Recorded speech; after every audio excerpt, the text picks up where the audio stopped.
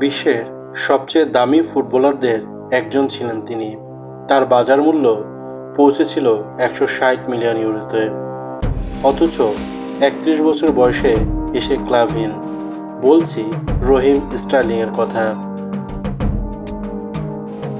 মাত্র 17 বছর বয়সে লিভারপুলের মূল দলে অভিষেক। গতি, ড্রিবলিং ও গোল করার দক্ষতায় তিনি হয়ে ওঠেন বিশ্বের অন্যতম সেরা উইঙ্গার। ম্যানচেস্টার সিটির হয়ে 7 মৌসুমে করেন 339 ম্যাচে 131 গোল ও 95টি অ্যাসিস্ট।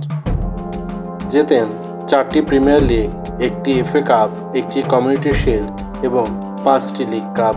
2020 সালে রহিম স্টার্লিংয়ের বাজার মূল্য পৌঁছে যায় 160 মিলিয়ন ইউরোতে। তবে এরপরই হয় পতন। গার্দিওলার কৌশলগত পরিবর্তন এবং নতুন খেলোয়াড়দের আগমনে দলে গুরুত্ব কমতে থাকে স্টার্লিংয়ের। 2022 সালে 56 মিলিয়ন ইউরোতে চেলসিতে যোগ দিলেও নিজের সেরা ছন্দে কখনোই ছিলেন না। এর প্রভাব পড়ে জাতীয় দলেও। ধীরে ধীরে জাতীয় দলের পরিকল্পনার বাইরে চলে যান।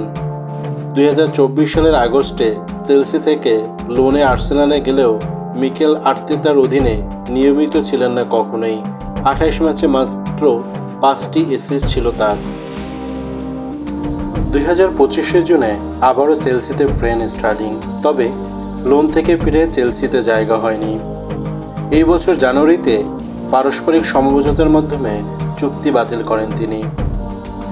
ফেব্রুয়ারিতে ফ্রি এজেন্ট হিসেবে যোগ দেন ডাচ ক্লাব ফেইনুর্ডে, তবে সেখানেও সফল হননি। নানা সমস্যায় ডাচ ক্লাবটির হয়ে মাত্র 8টি ম্যাচ খেলেন। সব মিলিয়ে 31 বছর বয়সে আবারও ক্লাবহীন স্টার্লিং। গ্রীষ্মকালীন দলবদলের বাজারে এখনও পর্যন্ত তাকে নিয়ে কোনো সুনির্দিষ্ট ক্লাবের আগ্রহ, আলোচনা বা কোনো চুক্তির খবর নেই।